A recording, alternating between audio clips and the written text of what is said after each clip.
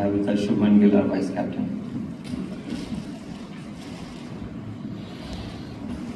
After getting the vice captaincy, I think it's only improved your batting. So responsibility has got the best out of you. Sir, I don't think vice captaincy has changed anything. I'm still, when I'm batting out there, I want to still play as a batsman because I feel that's what brings the best out of me. So whenever I'm batting out there, I'm just playing however I would play, irrespective of if I'm the vice captain or not. With so much spotlight on this match, India-Pakistan, how do you see this match, the mindset of the team, and how do you go into this? It doesn't change anything for us, honestly. We play every match to win the match, and this is no different for us. And this is how we prepare for any match that we play. And that's how we are going to prepare for this one as well. शुभन, आपने सबसे ज़्यादा batting करी है बिलास जी। इस wicket के बारे में थोड़ा सा बताइए, क्या ऐसा है कि ड्यू नहीं गिर रहा है तो जैसे जैसे आप आगे जा रहे हैं इनिंग्स में वैसे वैसे थोड़ा सा बॉल ग्रिप कर रहा है और वो मुश्किल कर रहा है बैटिंग करने के लिए? थोड़ा सा अगर आप विकेट के बारे में बताओ। जी सर, लास्ट मैच में ड्यू नहीं आया उतना, तो डेफिनेटली अंडर लाइट से जब नहीं आता स्लो विकेट पे बैटिंग करना उतना ईजी नहीं रहता, रोटेट करना स्ट्राइक उतना ईजी नहीं रहता। आई थिंक वही यहाँ पे हम जितने भी मैच खेलेंगे कि यही रहेगी कि जो भी टीम यहाँ पे अच्छा बीच वाले ओवर्स में 11 से लेकर 40 तक जो भी टीम अच्छा रोटेट करती है बीच में, उस टीम का जीतने का ज़्यादा चांस है। Shubman, Rohit has been saying all along that they want to continue the brand of cricket that India have played during the World Cup, the high risk, high gain kind of cricket. But looking at this wicket, do you see, first of all, was it surprising to see this kind of, because we have played a lot of cricket over here, this wicket looks a bit slow. And also on this kind of pitch, what is the ideal approach to, as a batting unit for you? So the ideal approach on any wicket is first to assess the conditions and see how the wicket is playing. And generally when you play, we were lucky that we went to field first, so we got a bit of an idea how the wicket is playing. And as a batsman, your skill is renowned by knowing how well you can assess any situation or condition that you are playing in, and that's what we try to do as batsmen. Definitely we want to play aggressive and positive cricket, but that also depends on, the score would be different on every wicket that we play. So 300 on this wicket or 280 on this wicket would be a very good score for us. Or if the wicket plays any differently, we might get 350 or 360 runs. So we don't have any particular target set in our mind. We usually go out there, see how the wicket is, and then try to get 15-20 runs more than what the par score we think that is on the match. It's a condensed format, 3 matches है.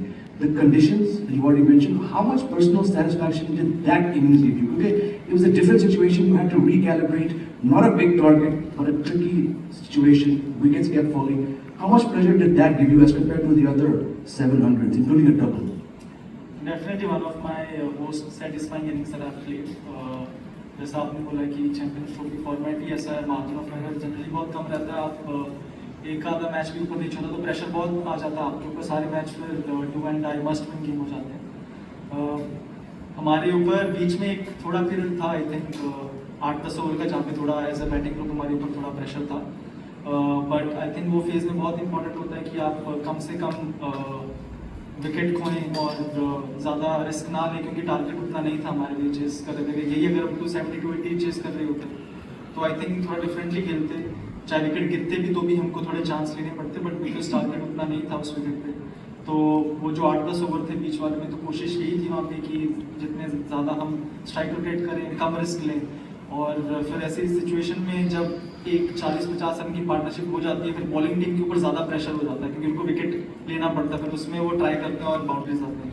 तो वही हमारा plan है। बांग्लादेश के खिलाफ आपने century बनाई, पाकिस्तान के खिलाफ भी सेंचुरीज को करने का मन है कि उसके T20 वर्ल्ड कप में भी ज़्यादा कर सके थे। वर्ल्ड कप हुआ था 23 में, तो भी पाकिस्तान के खिलाफ ज़्यादा बड़ा स्कोर आप कर सके थे। सर मन तो हर मैच में होता 100 करने का, तो डेफिनेटली इस मैच में अगर अच्छा स्टार्ट मिलता तो लंबा खेलने को ही देखेंगे, कोई भी बैट्समैन सेट होता तो लंबा खेलने को ही देखेंगे। Shuman, you and Rohit have had several good partnerships at the top of the innings. It's almost like watching two different matches at the same time, with him on one side and you on the other side. What is it that makes you guys tick the way you have, and what kind of an impact does it have when you see him bat the way he does? I think the way we play the game in the power play is quite different to each other. Rohit bhai likes to play more aerial shots and try to hit those big sixes, and I like to play along the ground. I like to place those gaps, and in between, if I feel if I see the bowler is under pressure, then I take my chances, go over the circle.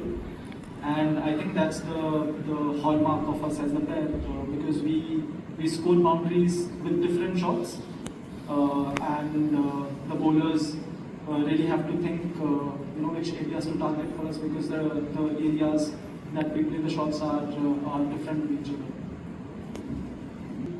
जी बिल्कुल, team अच्छा pressure handle करती है, जीतने के chances भी team के ज़्यादा बढ़ते हैं।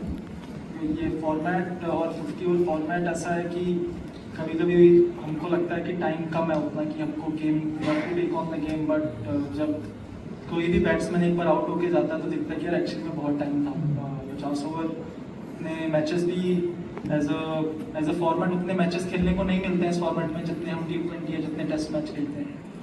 तो आई थिंक इम्पोर्टेंट बहुत होता है कि आप जो भी डिसीजन ले रहे हैं, आप अंदर हैं तो बहुत ही बैलेंस्ड माइंड से आपको डिसीजन लें, और एक बार स्कोर बोर्ड जरूर देख लें आप, अगर कोई भी एक्स्ट्रा रिस्क लेने की ट्राई कर रहे हो। But generally as a batsman हमारा यही रहता है कि जैसे जो हमारे इंस्टिंक्ट है, जैसे हम खेलते जा रहे हैं, एक टेम्पो को फॉलो करें और उसी टेम्पो को खेलते हैं। Shubham, thank you very much. कल एक बहुत बड़ा मार्का होने जा रहा है पाक भारत। अच्छा, टॉस जो है वो क्या अहम रोल अदा कर सकता है कल के मैच में, और आप समझते हैं कि कितना बड़ा टारगेट जो है वो सेफ होगा? सर, टॉस मुझे ऑनेस्टली लगता नहीं इतना बड़ा रोल प्ले करेगा, क्योंकि हमने देखा कि ड्यू उतनी आई नहीं है। अगर ड्यू आती है तो डेफिनेटली 50 ओवर के मैच में टॉस बहुत ही अहम रहता है अगर ड्यू आती है तो, बिकॉज ड्यू नहीं है तो आई थिंक उतना फ़र्क नहीं पड़ेगा। बट जो भी टीम, आई थिंक कोई भी बड़ा मैच होता है, अगर ड्यू नहीं आती है तो जो टीम बाद में बैटिंग कर रही है उनके ऊपर थोड़ा सा ज़्यादा प्रेशर रहता है, तो जो भी टीम ज़्यादा अच्छे से प्रेशर हैंडल करेगी उनका जीतने का चांस बेहतर रहेगा। Shubman, after the Australia tour did you sit down and set आपका क्या था, और किस तरह से आप कौन से एरिया से जिन पे इन्होंने आपने वर्क किया गोइंग फॉरवर्ड? सर, ऐसा ऑस्ट्रेलिया में भी आई थिंक बैटिंग में ऐसा कुछ था नहीं, मुझे लग नहीं रहा था कि बैटिंग में कोई फ्लॉ था उसकी वजह से वहाँ पे रन नहीं हुए। बट डेफिनेटली कुछ कभी कभी मेंटल एस्पेक्ट रहता है, हम बहुत ज़्यादा बैटिंग के ऊपर फोकस करते हैं और ये सोचते हैं कि यार रन नहीं हो रहे तो बैटिंग में कुछ फॉल्ट होगा, बट ऐसा जरूरी नहीं होता कि हर बार बैटिंग में कुछ खराबी है, हो सकता है किसी और चीज़ में कोई कमी पेशी रह रही हो। तो ऐसा कोई किसी चीज़ के ऊपर कोई खास काम नहीं किया, बट ये पता था कि अभी वाइट बॉल वनडे है, उसके बाद T20 है तो ये लंबा टाइम है, तो उस चीज़ की नॉर्मल जो अपनी मैं प्रैक्टिस करता हूँ जब भी घर जाता हूँ तो वही मेरी प्रैक्टिस चलती है।